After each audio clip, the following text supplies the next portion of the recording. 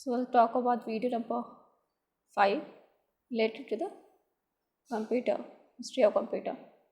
So history of computer में क्या है? So history of the computer dates back to several years, बहुत पुराना है. तो 5 prominent generation of computer कितने? 5 generation of computers आए. तो पहले जनरेशन में क्या था? कुछ फीचर्स एंड कंपोनेंट्स थे.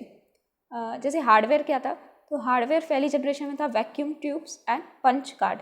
तो पहले में हार्डवेयर था vacuum tubes and punch cards. तो फीचर्स इसमें क्या थे? तो हमने देखा vacuum tubes and punch cards होते थे फर्स्ट जनरेशन में. तो इसमें मशीन लैंग्वेज को सपोर्ट करता था, बहुत स्लो था, बहुत बड़ा साइज था, पूरे कमरे का था, क्योंकि वैक्यूम ट्यूब्स बहुत बड़े होते थे. Poor storage capacity, suppose 1 MB की कैपेसिटी में बहुत सारी इलेक्ट्रिसिटी खाता था और बहुत सारी हीट जनरेट करता था. ये सारे प्रॉब्लम थे फर्स्ट जनरेशन कंप्यूटर में. फिर मेमोरी क्या थी? इसकी सिर्फ 4000 बिट्स मेमोरी थी, 4000 bits. And input only provide through hard wire program in computer. बहुत सारे वायर्स लगते थे, उससे इनपुट प्रोवाइड करते थे. Mostly punch card and paper tapes. तो punch card and paper tapes input की तरह यूज़ होते थे. तो इनपुट यूज़ होते थे पहले में punch card and paper tapes. तो इसका पहले एग्जाम्पल है ENIAC. ENIAC की फुल फॉर्म पूछ सकते हैं, electronic numerical integrator and computer. That is electronic numerical integrator and computer. Then we have second generation. Several पहले में कुछ एडवांसमेंट होते हैं, इससे सेकेंड जनरेशन कंप्यूटर्स आते हैं. तो हम 5 जनरेशन पढ़े हैं, हम सेकेंड पे हम. तो उसके काफ़ी फीचर्स हैं, कंपोनेंट्स हैं. इसमें क्या था? ट्रांजिस्टर्स लगे हुए थे हार्डवेयर, मैग्नेटिक टेप्स है. तो ट्रांजिस्टर एंड मैग्नेटिक टेप्स. तो फर्स्ट में हमने देखा था, तो फर्स्ट में क्या लगा था एज अ हार्डवेयर? फर्स्ट में लगा था vacuum tubes and punch card, और इसमें लगा हुआ है ट्रांजिस्टर मैग्नेटिक टेप्स. इसके फीचर्स क्या आते हैं सेकेंड में? तो सेकेंड के फीचर थे बैच ऑपरेटिंग सिस्टम था. तो इसमें कौन सा ऑपरेटिंग सिस्टम था? Batch operating system. फास्टर था, थोड़ा छोटा था, उससे कंपेरेटिवली रिलायबल, एनर्जी एफिशिएंट था. प्रीवियस जनरेशन से कुछ ज़्यादा एनर्जी एफिशिएंट था, कम कॉस्टली था प्रीवियस जनरेशन से. फिर हमारा आता है इसकी मेमोरी कैपेसिटी उससे ज़्यादा थी, उसकी 4000 बिट्स थी, 8 टाइम्स ज़्यादा थी, इसकी 32000 बिट्स हो गई.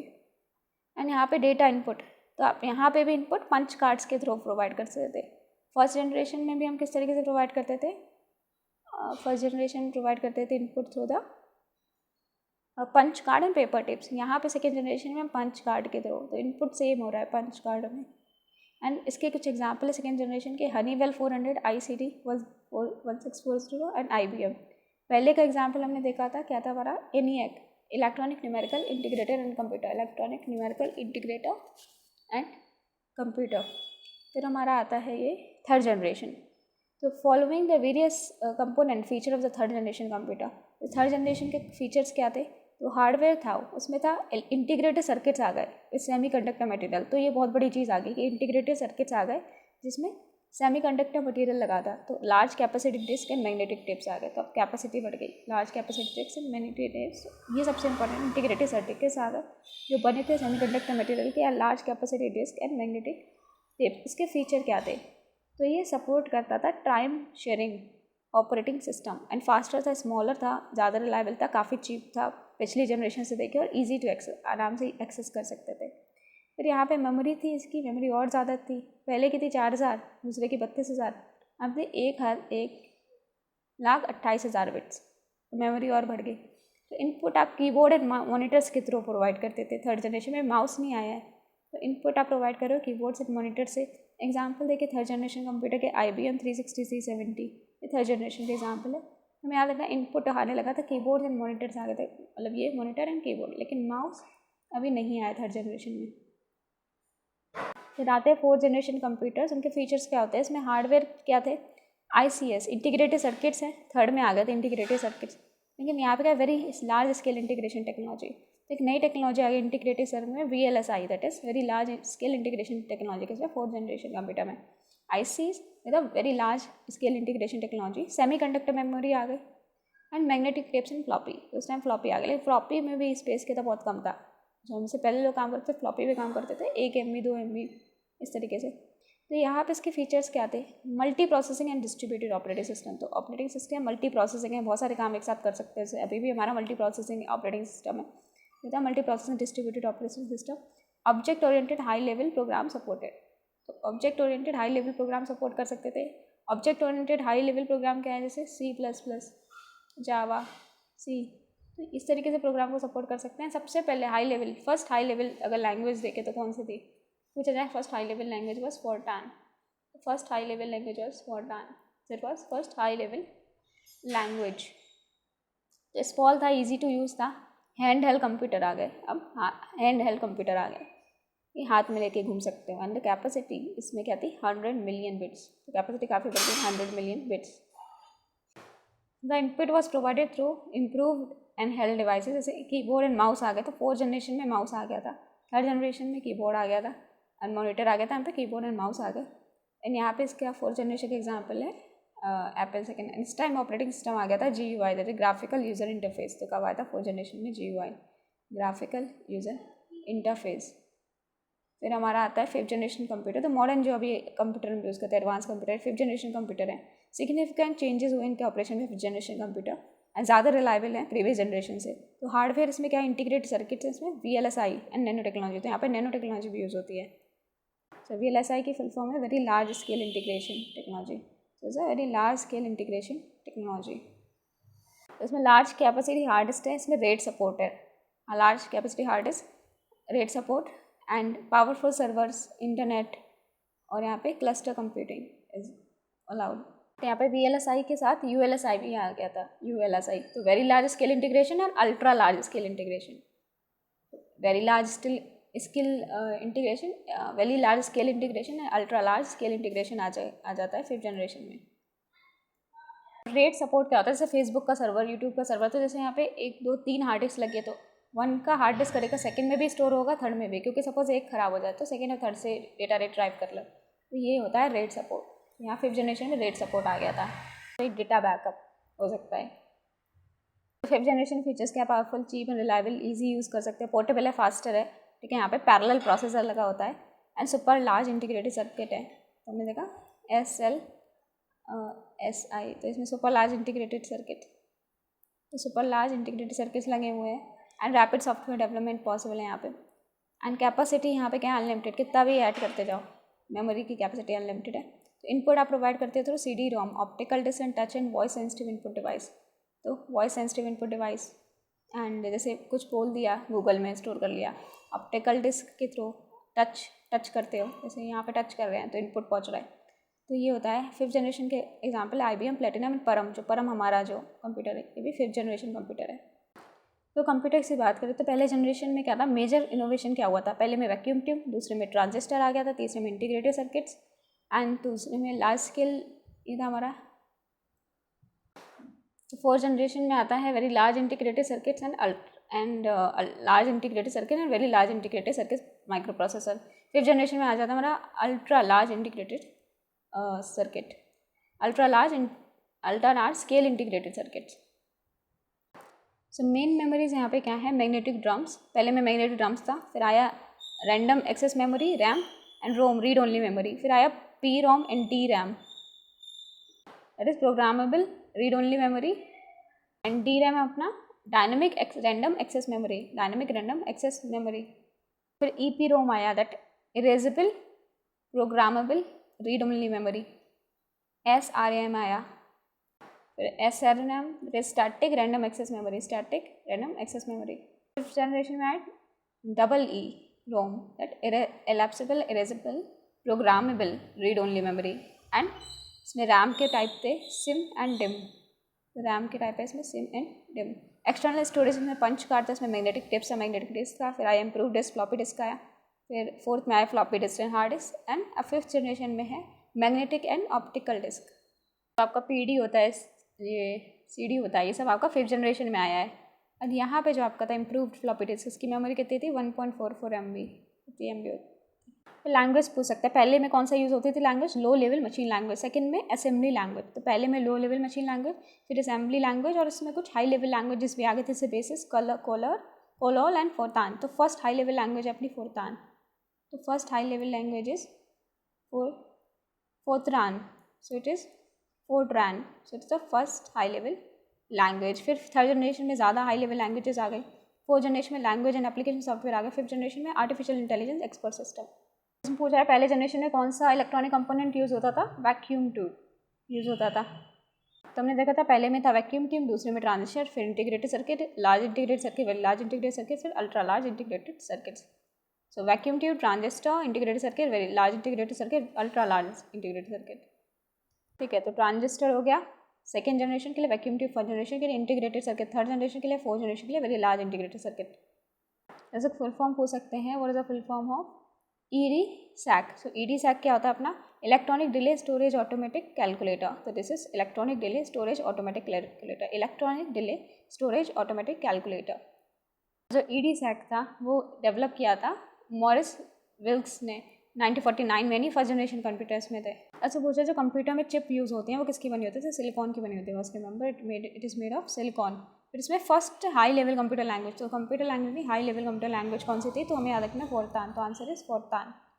सो Fortran was the first high level computer language.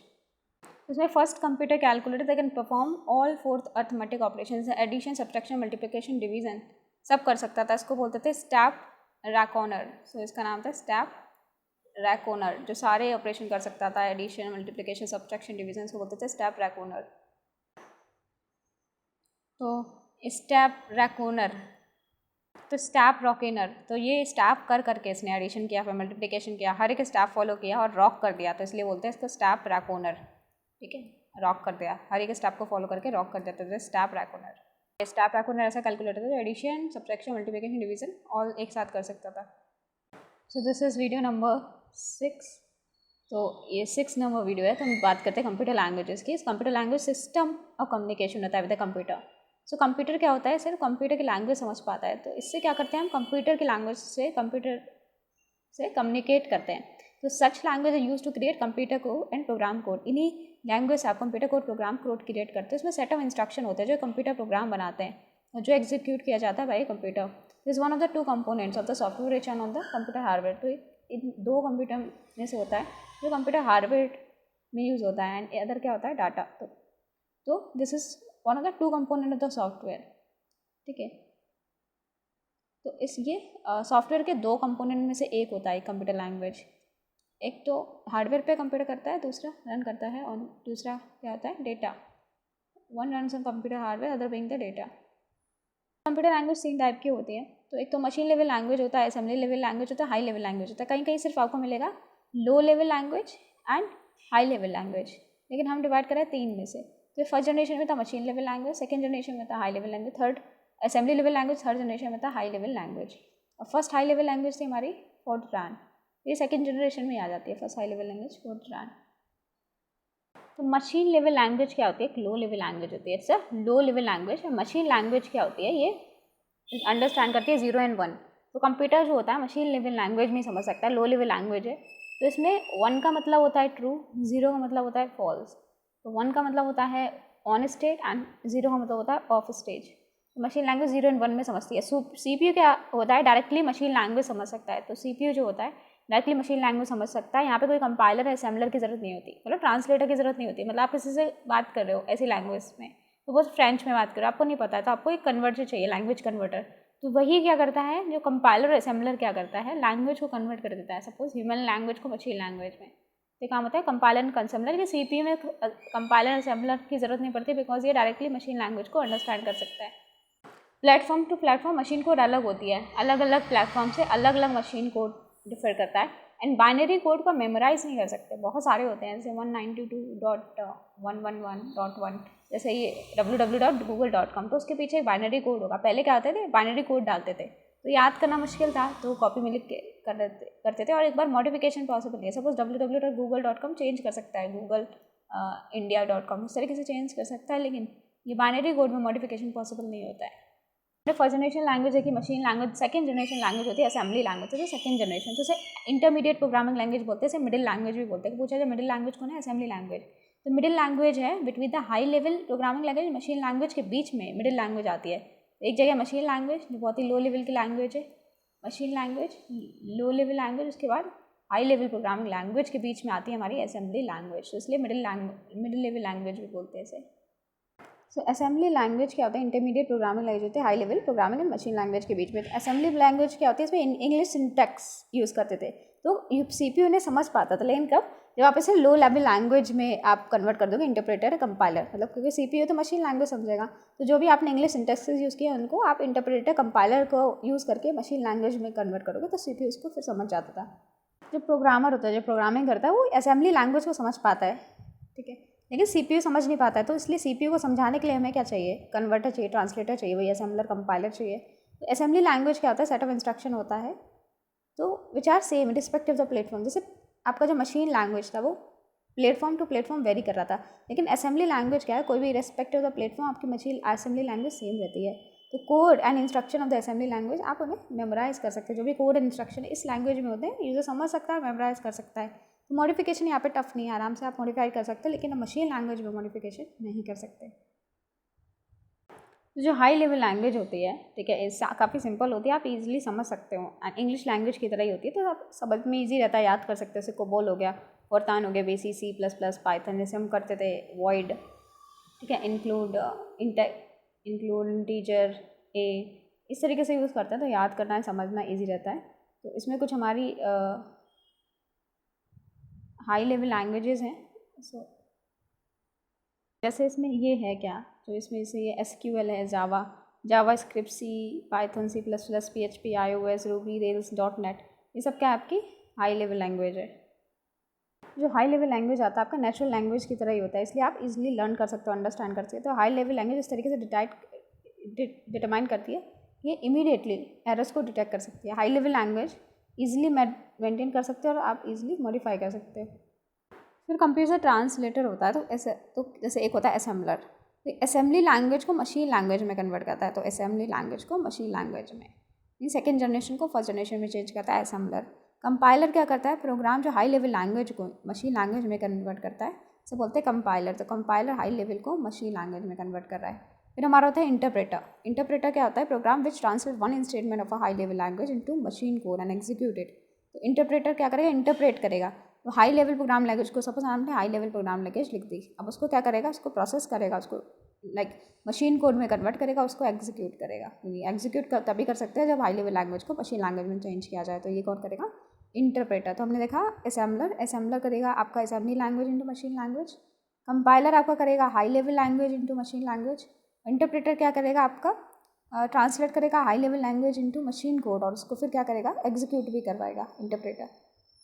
तो इसमें ये पूछा गया इनमें से कौन सा प्रोग्राम है हाई लेवल लैंग्वेज को मशीन कोड में कन्वर्ट करेगा। अभी मैं देखा था, देखो असेंबलर हो नहीं सकता, क्योंकि असेंबलर क्या करता है, असेंबली लैंग्वेज को मशीन लैंग्वेज में कन्वर्ट करता है। कंपाइलर जो होता है वो कन्वर्ट करता है हाई लेवल लैंग्वेज को लो लेवल लैंग्वेज में।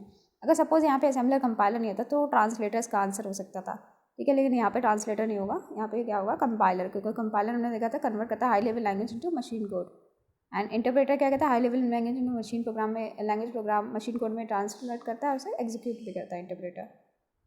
अगर सपोज इसी जगह यहाँ पे मशीन कोड की जगह लिखा होता है हाई लेवल लैंग्वेज से लो लेवल लैंग्वेज में, तो वहाँ पे आप ट्रांसलेटर का लिख सकते थे, ट्रांसलेटर, लेकिन यहाँ पे क्या लिखा है, high level language into machine code, तो यहाँ पे आएगा आंसर कंपाइलर।